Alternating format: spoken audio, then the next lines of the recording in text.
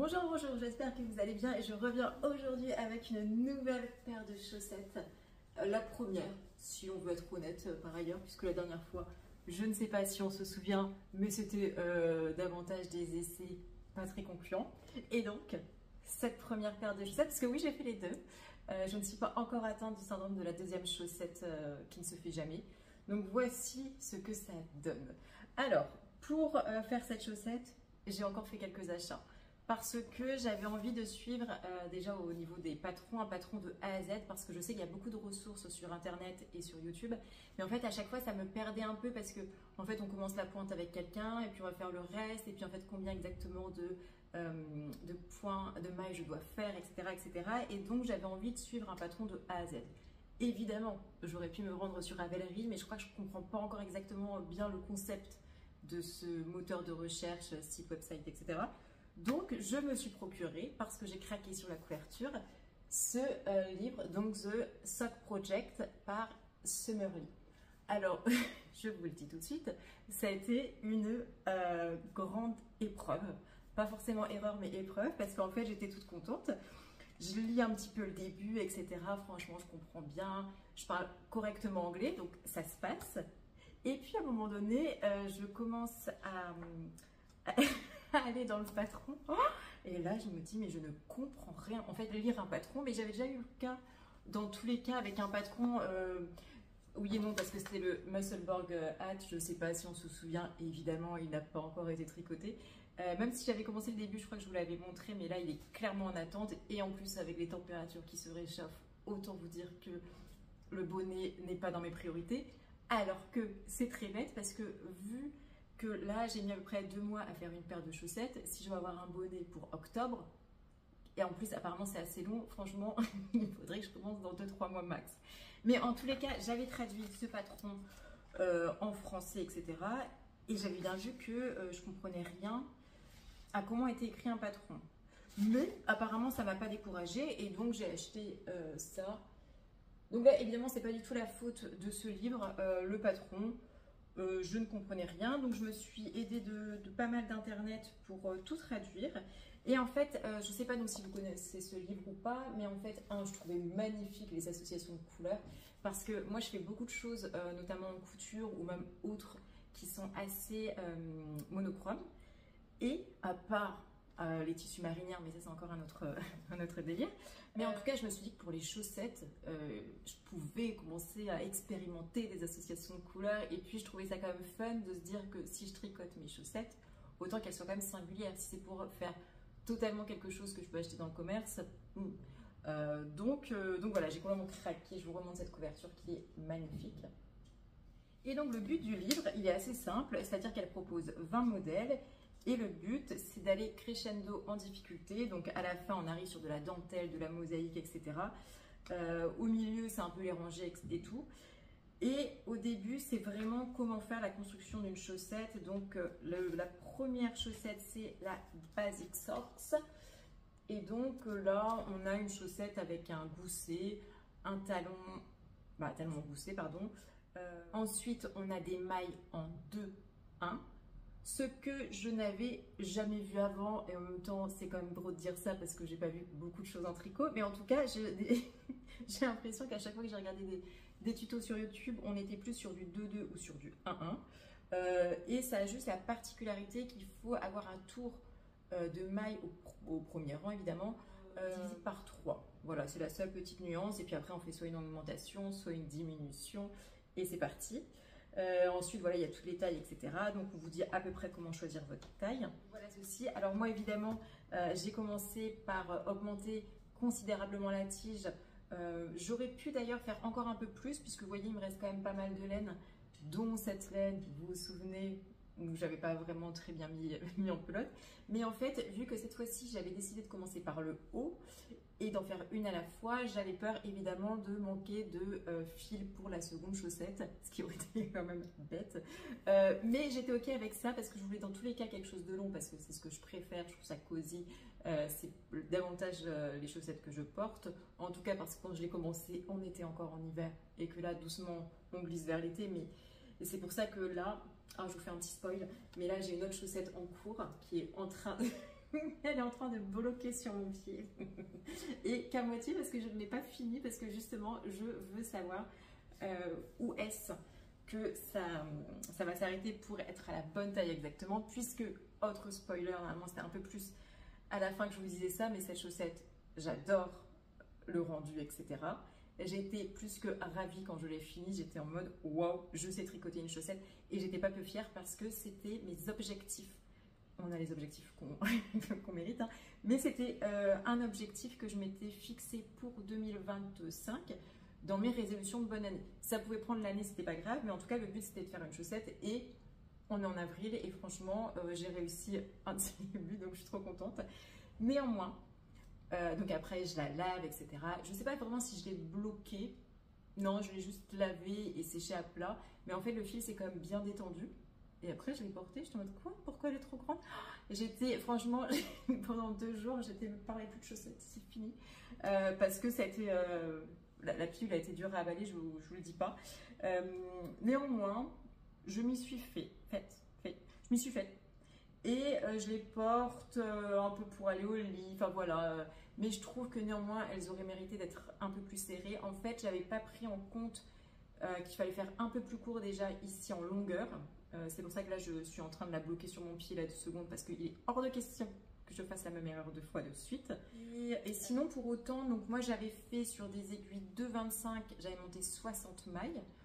Et ensuite, par rapport à mes calculs, on était quand même sur une aisance négative de 15%. Donc je trouve qu'on était quand même pas mal, parce que je sais que j'aime bien les chaussettes serrées, donc j'avais été un peu plus que recommandé, ce qui je crois est souvent de 10%.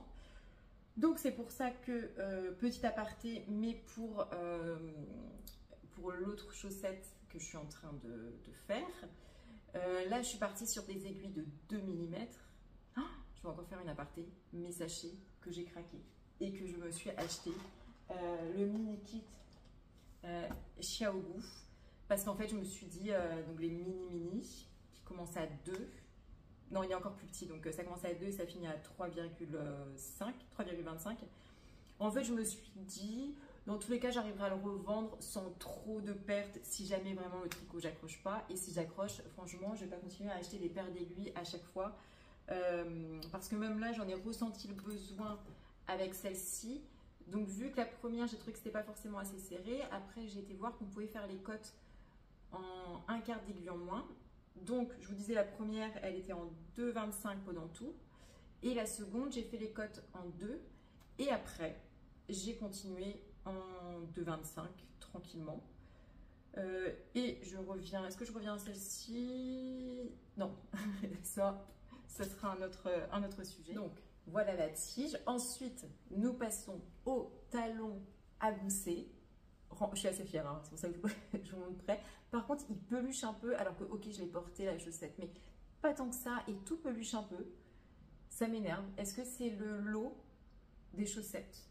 Est-ce que je tricote pour que ça peluche très vite? Est-ce qu'il y a des laines qui peluchent plus que d'autres? Il faut m'éclairer là-dessus parce que ça m'inquiète beaucoup. Non, et donc du coup, j'ai fait ça. Je vous rappelle juste les...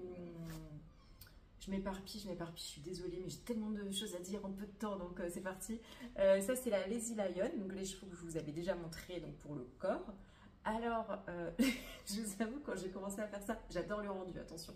Mais moi, je croyais que c'était de l'autorayante. En fait, je n'avais pas compris qu'en voyant ça, ça ne pouvait pas faire des rayures de 3 cm. Et je l'ai compris en le faisant, j'étais en mode, ah ouais, d'accord, ok, pourquoi pas. Donc, non, j'adore.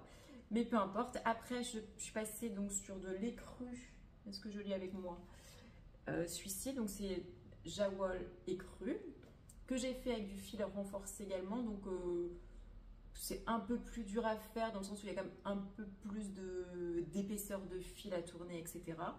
Et puis après, on a je crois que c'est le gousset ici, on appelle, voilà, la descente. Et puis bah après, voilà, j'ai fait ça et à la fin, j'ai fini par une pointe. Je ne sais pas comment elle s'appelle celle-ci, mais en tout cas, je l'ai suivi du tutoriel de Claude Tricot qui était très clair. Et je vais vous mettre en barre d'infos les tutos visuels que j'ai suivis parce que même celui-ci, en vrai, j'ai essayé de suivre ce que ça disait dans le livre, mais c'était plus important pour moi d'avoir une référence visuelle à suivre, etc. Donc j'en ai trouvé, je trouve, des biens. Je crois aussi que c'était Clos Tricot. Et les cotes, bon, les cotes là j'ai pas eu besoin parce que je savais faire entre guillemets, même si je pense qu'il y a de l'amélioration qui peut être effectuée dans les cotes, mais elles me conviennent. Voilà, je crois qu'il n'y a pas autre chose à dire par rapport à ça. Si, maintenant par rapport au matériel que j'ai utilisé, donc je vous disais là, premier j'ai fait en mini circulaire de 2, et après j'ai tout fait en mini circulaire. Ça, je crois que j'ai fait aussi en mini circulaire. En fait, je crois que j'ai tout fait en mini circulaire sauf la pointe. Et autant mes premières chaussettes, on ne peut toujours pas les appeler comme ça, mais ma première paire de chaussettes, je crois que j'avais tout fait en Magic Loop, sauf très peu de choses. Et en fait, là, je suis tombée fan des mini circulaires. Vraiment, je ne repasserai pas au Magic Loop pour faire le corps de ma chaussette. Tellement, je trouve que, notamment sur la partie jersey, mais c'est tellement bien, ça a juste... c'est vraiment un tricot infini, donc c'est hyper pratique, j'ai trouvé.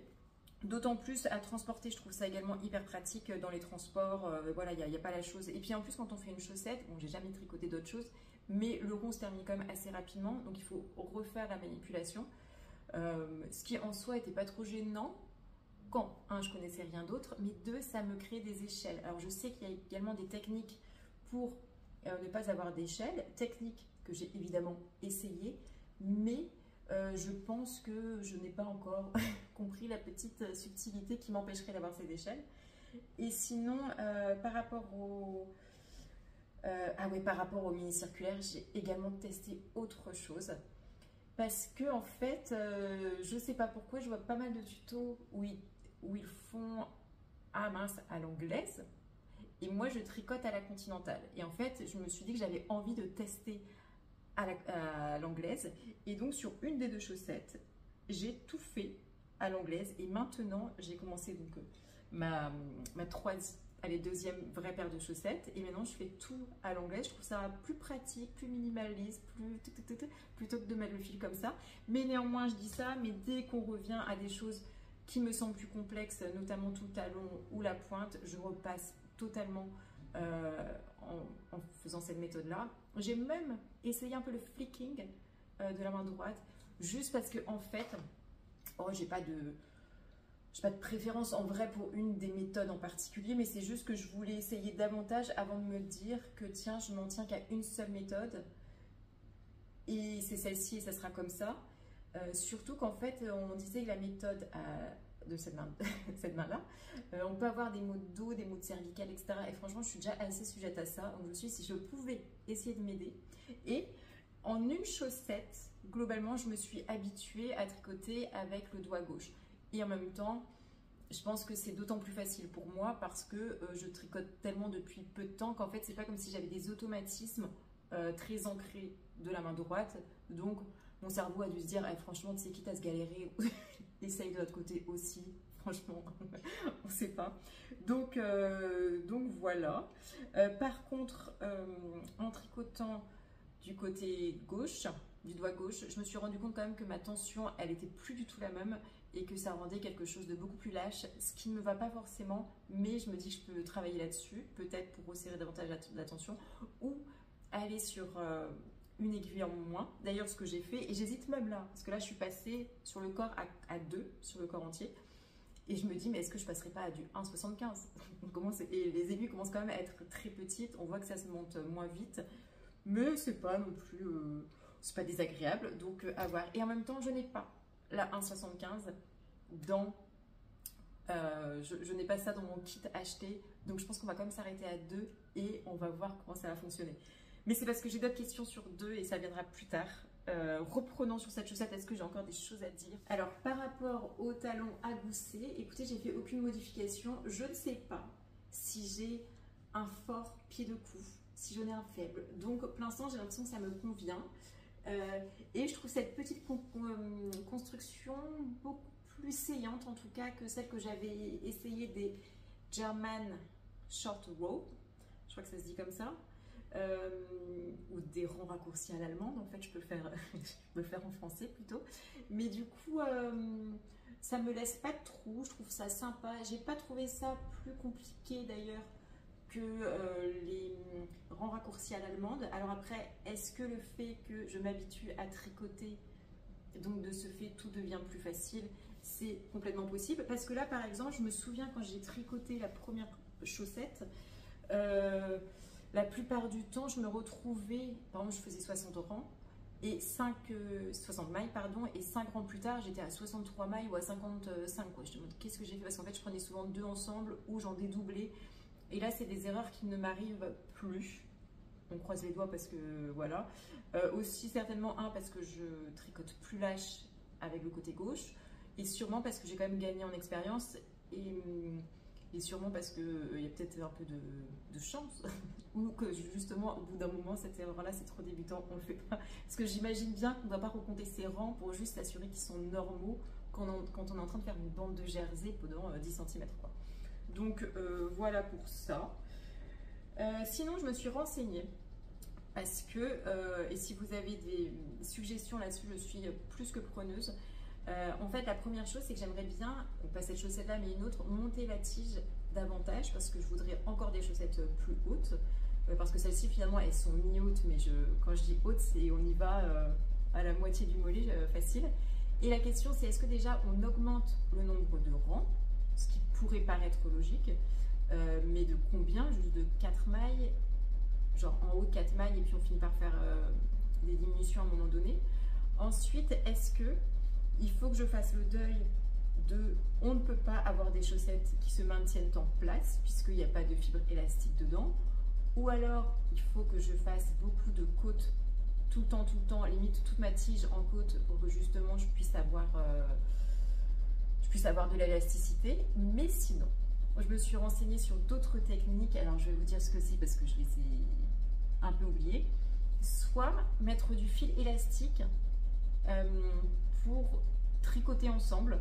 Alors ils disent que c'est pas mal, sauf qu'au bout d'un moment le fil élastique il finit par péter et bon, voilà.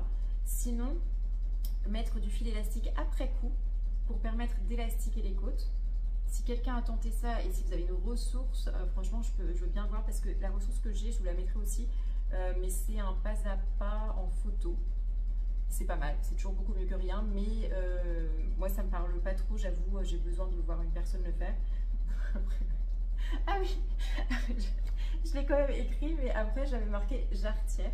En fait, j'ai vu qu'il existait des jarretières pour tenir, non mais il faut que je vous trouve une photo, ou peut-être vous connaissez ça, mais pour tenir ces chaussettes. Et qu'en fait, avant, les chaussettes étaient tenues par des jarretières. J'ai appris ça. Et je me dis, waouh! Donc ça, c'est pas une solution qui est envisageable ici. Je me l'interdis. Mais ok. Et ensuite, j'ai encore une autre technique, mais j'ai pas assez... j'ai pas assez détaillé pour vous permettre de vous la détailler aussi. Voilà. Alors là, j'ai plusieurs questions pour vous. Par exemple, quand vous faites votre pied, votre longueur, de combien de centimètres en moins vous faites par rapport à votre pied? Ou à quel moment vous commencez la pointe? Je ne sais pas si je suis hyper claire, mais j'ai l'impression que si je ne fais pas d'aisance négative sur la longueur, je vais avoir un problème rapidement. Ensuite, je commence un peu à répondre à cette question, mais je ne suis toujours pas vraiment sûre de la réponse. Si sur un projet, je diminue de taille d'aiguille, mais j'augmente de 4 mailles, imaginons je suis en 2,25 et je fais du 60 mailles, je passe à 2 et je fais du 64 mailles, on est censé avoir globalement les mêmes mesures, si je dis pas trop de bêtises, mais qu'est-ce que ça change réellement? Je ne suis pas sûre d'avoir vraiment encore compris. Ensuite, une petite question très pratico-pratique, mais par rapport à la lessive, est-ce que vous achetez le Calan, ou vous prenez une lessive laine main, ou vous prenez une lessive qui traîne chez vous et ça fonctionne? Est-ce que vous avez des recommandations? Est-ce que vous avez des choses où vous dites non, franchement, il ne faut pas faire ça parce que ça ne marche pas? Voilà. Re-aparté, puisque ce podcast est parti dans tous les sens, mais ce n'est pas grave, je reparle des fournitures parce que je les vois là. Alors, dites pas de bêtises parce que c'est moi qui les ai faites. C'est des marqueurs. Voici un marqueur, un marqueur de rang. Je me suis amusée à le faire, donc là il y en a 10 et je trouve ça très pratique pour justement compter une dizaine de rangs quand nécessaire. Et puis je me suis fait des petits marqueurs, donc beaucoup plus fins que ceux que je pouvais avoir qui sont ceux-ci, qui du coup des fois me créent d'ailleurs des petites échelles. Donc j'étais un peu deg quand je me suis rendu compte de ça. Et voilà, je me suis fait des marqueurs pour essayer de me faciliter la tâche. Et lorsque notamment je commençais à sur une partie plus complexe pour moi, aka le talon par exemple, où en fait il faut que je me dise, ou pas forcément le talon, mais même après, ici quand on commence à faire des diminutions, ce que je trouve le plus dur, c'est pas la technique de tricoter, c'est vraiment de me souvenir quand est-ce que j'ai fait une diminution et quand est-ce que je n'en ai pas faite. Et je commence enfin à pouvoir voir à l'œil nu, à l'œil, si jamais j'ai fait une diminution ou pas. Parce que je sais que ma première chaussette, ça partait un peu dans tous les sens, puisque j'arrivais au milieu du rang où je reprenais mon tricot et j'étais en mode oh là là, mais est-ce que j'ai fait un rang d'augmentation ou pas? Et puis parfois, du coup, je me dis ah si, j'ai dû faire là, ou j'ai pas dû faire là, mais du coup, je fais là, donc au rang suivant, vas-y, je ferai l'inverse. Franchement, c'était un peu une cata. Donc là, sur mes dernières chaussettes, c'est beaucoup plus. Je vais vous les montrer quand même de plus proche. Est-ce qu'on aime ce rose bébé, layette? Je ne sais pas, mais en fait, j'avais commandé sur Grasscode. Je ne pensais pas qu'il rendait comme ça, ce rose, mais je compte l'électriser un peu avec une pointe différente. Mais je vais vous montrer ici. Vous voyez, c'est quand même bien fait, non? Bon, bref, ça sera dans 2 mois. Hein. Ne précipitons pas les choses. Voilà. Par rapport aux marqueurs, bah, franchement, c'est trop pratique si vous avez déjà le matériel pour vous faire un peu des bijoux chez vous, entre guillemets. Ben, en fait, ça coûte rien. Et même si vous allez dans un magasin qui vend des perles et des petits anneaux, c'est assez pratique parce que j'ai regardé un peu au début sur internet et c'était très cher, j'ai trouvé, pour des choses ok. Maintenant, on va passer à la partie financière. Jingle sous. Donc, j'ai évidemment fait cette chaussette avec les chevaux que je n'ai pas fini, et chevaux, vous vous en doutez que je n'ai pas pesé, donc je ne peux dire combien j'ai réalisé, enfin combien j'ai pris de cet écheveau pour faire la chaussette, mais on va dire qu'il a été utilisé entièrement. Et les chevaux m'avaient coûté 22 €, donc on est sur 22 €, plus à côté j'ai fait du jawol, mais là on peut dire que la pelote reste quand même assez entière pour refaire des pointes comme ça, etc. Donc, quoi, on va partir sur 22 €. Après, est-ce qu'on va compter le matériel en plus que j'ai acheté par rapport notamment aux mini-circulaires, au kit, etc. plus le livre? Non, on s'arrête là. On va dire un peu en se fermant les yeux que cette paire a coûté 22 €. Qu'est-ce qu'on en pense? Je ne sais pas. Est-ce que pour 22 €, j'aurais pas eu une belle paire dans le commerce? Je pense que si. Est-ce que c'est le but? Non, non. En fait, je sais pas pourquoi, je sais même pas pourquoi je me mets aux chaussettes. Je suis même pas fan des chaussettes, hein. Mais tricoter, voilà, je trouve ça, je commence vraiment à m'y mettre. D'ailleurs, genre à trouver ça vraiment sympathique. Je trouve que ça me détend. Et en fait, il y a le truc que chez moi, j'arrive pas à me remettre à la couture. Je trouve que tout de suite, c'est du bazar. Tout de suite, c'est des grands trucs. Tout de suite, c'est ceci, c'est cela. Et là, en fait, ok, ça m'a un peu gênée que ça m'aille pas parfaitement. Alors que j'aurais aussi dû me dire et faire confiance à toutes ces tricoteuses qui sont passées avant moi et qui disaient il faut au moins 3 à 4 paires de chaussettes pour commencer à savoir vraiment sa pointure, etc. Donc là, pareil, pour la deuxième paire de chaussettes, la réelle, je ne mets pas trop d'attente. J'y passe beaucoup de temps. Là, je fais un peu du jersey en continu parce que je suis au moment où voilà, on arrive bientôt à la pointe, etc. Mais c'est pas un mauvais moment de tricoter, genre c'est sympa. Donc en fait, ça me gêne pas, même si elle va pas bien, ça me rendra triste évidemment, mais je m'en remettrai, c'est pas grave. Et pour l'instant, je reste encore assez simple, hein, on est quand même sur quelque chose de très uni, mais je compte. J'ai vu la mosaïque là récemment, ça avait l'air très sympa. On n'y est pas non plus, hein, je vais pas commencer à faire de la mosaïque tout de suite parce que ça n'a pas non plus l'air hyper simple. Mais je pense que je vais faire des rayures ou faire peut-être des torsades devant, ou peut-être juste prendre des couleurs plus fun. Alors regardez-moi celle-ci, elle est pas trop belle. Donc voilà pour le futur. Donc on va déjà finir celle-ci. Ensuite, je ne sais pas si on peut être fier après les achats que j'ai fait, mais néanmoins, je n'ai pas acheté d'autres pelotes de laine. Et ça, c'est un truc assez fou aussi, je trouve, quand on vient d'un autre loisir créatif. Mais si je mets tout dedans, bon, je ne vais pas le faire parce que peu importe, mais en vrai, tout tient dans mon tricot. Tout ce que j'ai tient là-dedans. Et en fait, je trouve ça hyper pratique d'être capable de transporter autant de choses, autant de projets finalement, dans si peu de place. et de se dire que ça prend pas énormément de place dans mon appartement parce que clairement j'ai beaucoup trop de choses liées à la couture dans mon appartement. D'autant plus quand on sait que je ne coupe plus et que ça fait quand même longtemps là que j'ai pas sorti ma machine. Ma machine qui elle est là d'ailleurs. Elle attend un petit tourné à faire depuis... Franchement ce pantalon je l'ai acheté il y a 6 mois. Après c'est un pantalon d'été donc je me dis bon j'ai encore un peu de temps mais il faudra quand même que je le fasse. Ma machine à maroquinerie elle est encore plus loin et elle n'a pas... Je sais même pas si elle marche encore, je pense que si, mais le problème c'est qu'elle était sur mon balcon un peu de temps parce qu'on n'avait pas de place à l'intérieur, etc. Là maintenant elle est à l'intérieur. Et je n'ai jamais juste mis la prise pour savoir si elle fonctionnait encore, donc on verra. Mais néanmoins j'ai beaucoup trop de bordel, donc là savoir qu'un truc créatif me prend que ça me rend vraiment heureuse.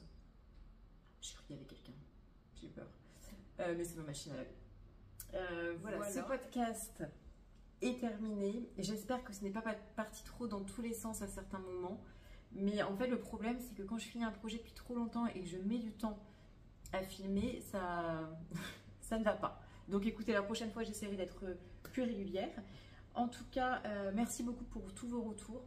Merci pour certaines qui m'ont dit de ne pas continuer à acheter des aiguilles. Je vous ai pas écouté mais je vous ai entendu et je vous ai quand même pas écouté une première fois mais maintenant je vous entends parce que j'achèterai quand même pas le kit qui m'a un peu fait l'œil avec les aiguilles de 1,75 parce que là j'ai quand même pas mal de paires d'aiguilles donc on va se calmer.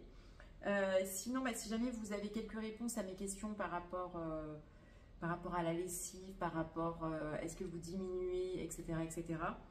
Ensuite, je vais quand même en profiter pour vous poser une question sur celle-ci parce que, en fait, je ne sais pas si vous voyez, genre quand je la porte, je vais la porter parce que sinon on ne va pas voir exactement ce que je veux dire, mais en fait, je trouve qu'on voit trop, peut-être c'est mon fil qui n'est pas assez épais. Peut-être que j'ai pas fait assez de mailles, peut-être que je tricote trop loose, je ne sais pas, mais en tout cas il y a quelque chose qui ne me convient pas et j'arrive pas à mettre le doigt dessus. Et bon là vu que je suis à ma première et que celle-ci, hein, vous voyez le fil a été coupé, il n'y aura pas vraiment de suite parce que celles-ci elles n'ont pas la même taille d'aiguille entre les deux, bon bref, mais j'avais déjà ce problème, c'est pour ça que j'ai réduit. En gros je trouve qu'on voit trop, genre si on met le pied, il y a trop de jours en fait, il y a trop de jours. Et voilà. Ici par exemple, j'adore comment c'est tricoté. Ici aussi. Et puis ici, vous voyez, c'est hyper... c'est trop lâche. Donc je sais pas d'où vient le problème exactement. En fait, c'est vraiment un problème visuel hein, parce qu'après là, mon pied il est bien tenu. Mais je me demande est-ce qu'il faut que je prenne un fil plus gros parce que j'avais quand même l'impression d'avoir moins ce souci là-dessus du tout. Même quand c'est à plat. Là, j'avais déjà l'impression de voir des jours, alors que sur cette laine, non. Donc peut-être c'est un souci avec cette jawol pour moi. Peut-être que vous avez déjà rencontré ça. En tout cas, je serais ravie d'avoir vos retours là-dessus. Merci pour vos commentaires. Je crois que j'ai oublié de répondre à un commentaire. Je l'avais vu et entre-temps, après, j'ai perdu mon mot de passe YouTube que j'ai retrouvé. Donc, je vais te répondre de ce pas. J'en suis navrée. Voilà, je vous dis à tout bientôt. Non, pas vraiment. Je vous dis à dans un mois, au mieux, peut-être plus. Et puis, bonne journée.